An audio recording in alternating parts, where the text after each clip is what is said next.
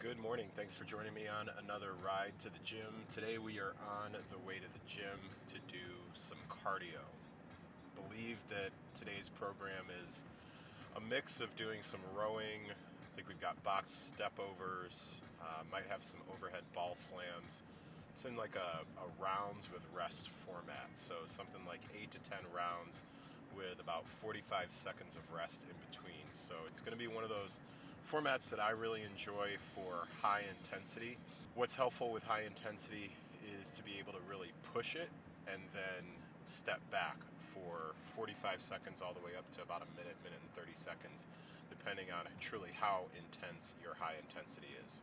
Quick one for you today. I want to share a perspective with you that I think may be different, or if not, maybe it's just a reminder to take a look at how you're truly treating your foundational fitness habits.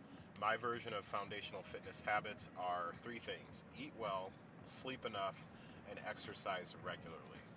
Underneath each of those particular things, there are specifics. So for myself and the people that I coach, eat well typically will include getting in an adequate amount of protein, getting in an adequate amount of water, prioritizing fruits and vegetables being a regular part of the diet, overall making sure that we're eating enough calories to support the activity levels that we have, different things like that.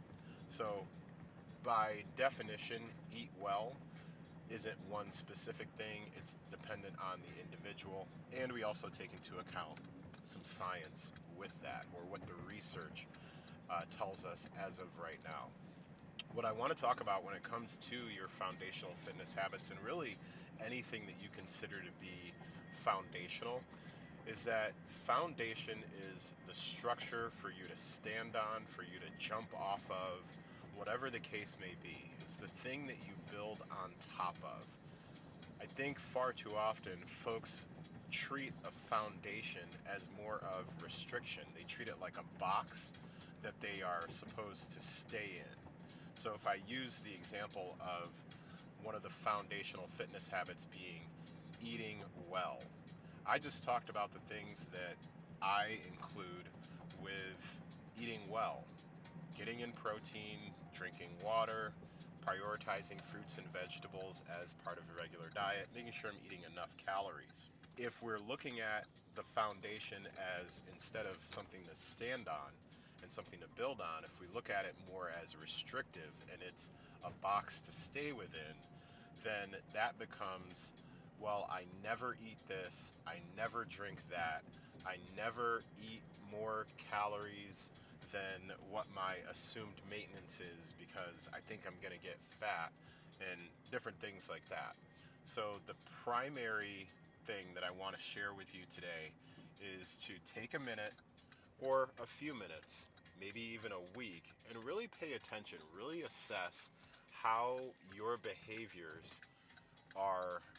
Like, what do your behaviors say about how you're treating your foundational habits?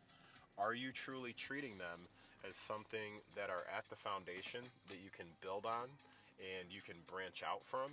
Or are you treating those foundational things as barriers, as restrictions, as like just the roadblocks, not even roadblocks, but walls that you have to stay within?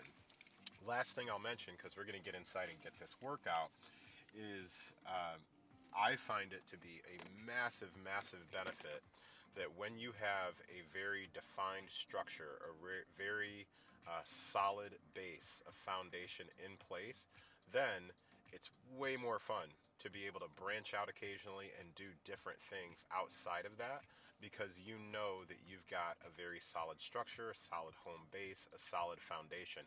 Think of it like an experiment. Every really solid experiment also has a control group.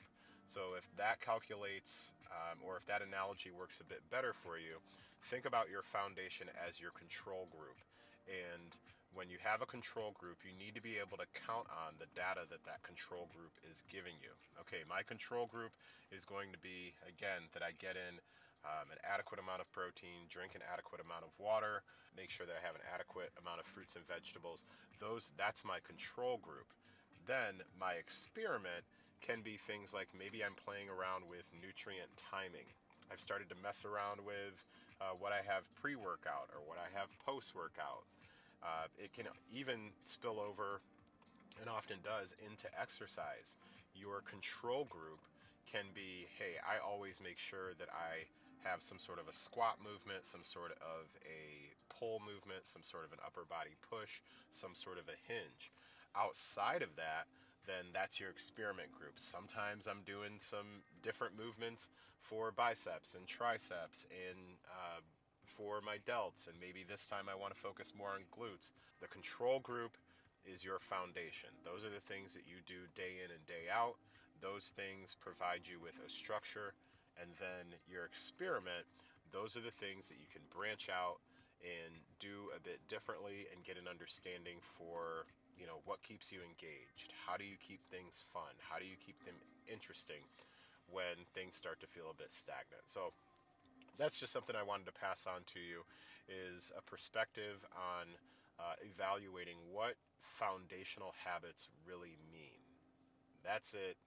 They're not, in my opinion, they're not a box to stay in. They are a box for you to be able to jump off of, step off of, and keep making progress. All right, let's go get this workout in. Talk to you later.